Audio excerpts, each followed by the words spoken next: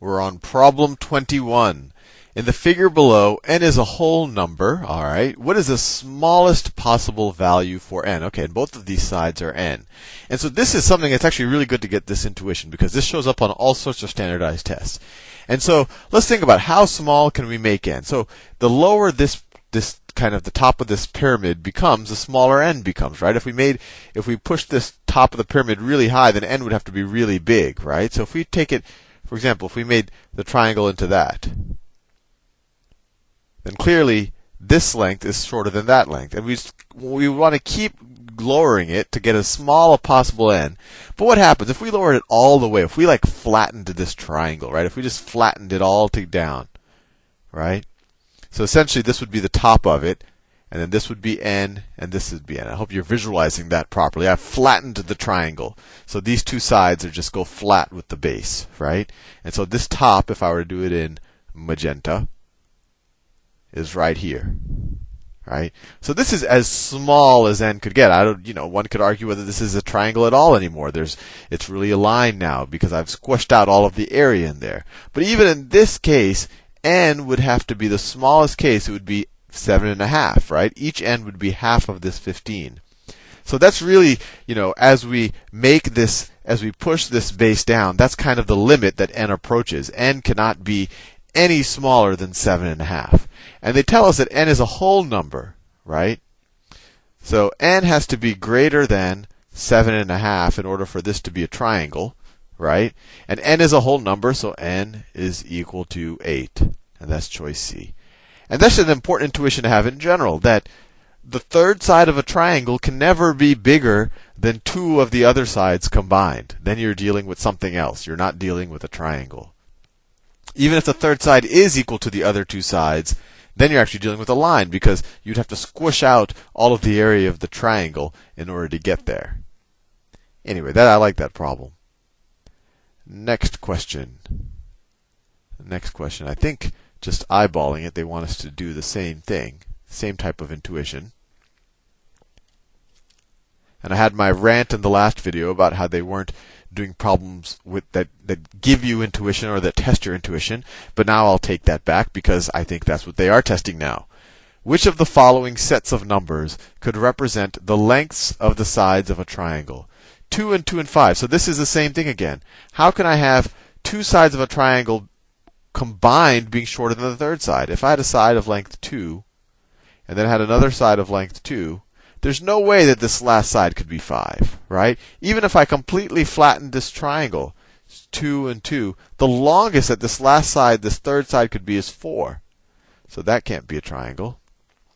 Same here. Let's look at the other ones. 3, 3, 5, that's no reason why that can't be a triangle. 3 and 3, right? 3 and 3 is 6. So even if I flattened it out a lot, then this side can be as long as 6.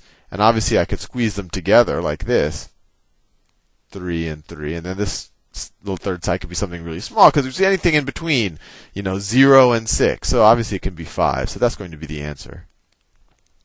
4, 4, and 8, same problem. I would have to squish the triangle so much.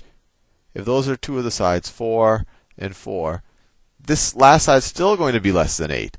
The only way to get it to 8 is if I push the top of this triangle all the way down and essentially make it a line. Once again, one side of a triangle can't be bigger than two of the other sides combined. In fact, it can't be equal to two of the other sides combined. Then we're dealing with a line. So they're really testing that same intuition, and the choice is B. 23. Copy and paste this. Okay. I try to avoid talking while I'm copying and pasting because I think it slows down my computer. In the accompanying diagram, parallel lines L and M are cut by transversal T. So it's a classic parallel line with a transversal problem. And they're parallel. That's why I did those arrows. Which statements about angle 1 and 2 must be true? All right. So we could play, I don't know if you've seen the Khan Academy videos on the angle game, but that's what we're going to play here, the angle game. So angle 1, if you wanted to look at its corresponding angle on the other parallel line, or with the transversal on the other parallel line, is right there. And they're going to be congruent. Those two angles are going to be congruent. So you could say this is equal to the measure of angle 1. I've picked up their their terminology well, I think. So if this is equal to the measure of angle 1, and this is obviously angle 2, you see immediately that they have to be supplementary, right? Because when you add them together, you get 180 degrees, right? Together, they go all the way around, and they kind of form a line, right? So you know that if this angle and this angle are supplementary, and this angle is congruent to angle 1, then angle 1 and angle 2 must be supplementary. So what do they say? So angle 1 is definitely not necessarily congruent to angle 2, right? It's congruent to this angle here. Angle 1 is a complement of angle 2. Complement means you add up to 90. No, we're talking about supplement. It's not that. Right, angle 1 is a supplement of angle 2. There you go. And there's nothing that says that they're right angles. That's silly. All right, next problem. Next problem. Let me copy and paste it.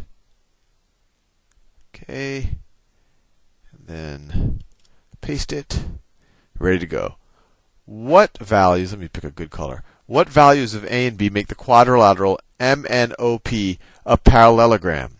Okay, for this to be a parallelogram, the opposite sides have to be equal. And I challenge you to experiment to draw a parallelogram where opposite sides are parallel, where the opposite sides are also not equal. If you make two of the sides not equal, then the other two lines aren't going to be parallel anymore. And you can play with that if you like. But if opposite sides are going to be equal, that means 4a plus b is equal to 21. 4a plus b is equal to 21, right? Because they're opposite sides, so they should be equal to each other. Similarly, 3a minus 2b should be equal to 13, because they're opposite sides. So 3a minus 2b is equal to 13. And now we have two linear equations with two unknowns. So this is really an algebra 1 problem in disguise. So let's see. If we want to, well, they want us to solve for both. Let's see if we can cancel out b. So let's multiply this top equation by 2. So times 2. And I'm doing that to cancel out the b's. So you get 8a plus 2b is equal to 42. Is equal to 42. And I did that so that the 2b and the minus 2b cancel out. So let's add these two equations to each other. The left-hand side, 3a plus 8a is 11a. The b's cancel out. Minus 2b plus 2b, that's no b's, is equal to 42 plus 13 is 55. That worked out well. Divide both sides by 11. You get a is equal to 5. Now, if a is equal to 5, what's b? Let's substitute back into that first equation. You could have done, you picked either. So 4 times 5 plus b is equal to 21. 20 plus b is equal to 21. So subtract 20 from both sides. B is equal to 1. So a is 5, b is 1. That is choice B. Problem 25. Problem 25. I think I have to clear this now. Problem 25. Quadrilateral ABCD is a parallelogram. If adjacent angles are congruent, which statement must be true? All right. So let me draw a parallelogram. Well, I'll do it quick and dirty because. So a parallelogram says that all of the sides are parallel. Opposite sides are parallel. That's parallel to that, and then that's parallel to that. Right? But they give us another statement. They say if the adjacent sides are congruent. If adjacent sides are congruent. So they're saying that this is congruent to that. They're saying if adjacent angles are congruent. So I don't know if they're saying it's just one of them or all of them, but it's the same thing actually. If that angle is congruent to that angle, something interesting has to happen. They both have to be 90 degrees, and I want you to think about that a little bit. So let me just draw the kind of bottom part of that parallelogram. The bottom part of that parallelogram. Right? Well, well, yeah. So this is, and I drew it more in, so if you say that this line right here is a transversal, right? That's a transversal. And that since it's a parallelogram, we know that this line is parallel to that line. So that line is parallel to that line, right? So we have a transversal between parallel lines. This angle is congruent to that angle. They're corresponding angles. And this angle is a supplement to this angle, right? They have to add up to 180. So this angle, this red angle, and this brown angle have to be supplements. If we said angle 1 and angle 2, they have to add up to 180. Right? Measure of angle 1 plus measure of angle 2 have to be equal to 180. But then they tell us even more. They tell you that they're congruent. These are adjacent angles, right? That's angle 1, that's angle 2. They're adjacent. So if both of these are congruent, if their measures equal each other, they both have to be equal to 180. They both have to be equal to 90.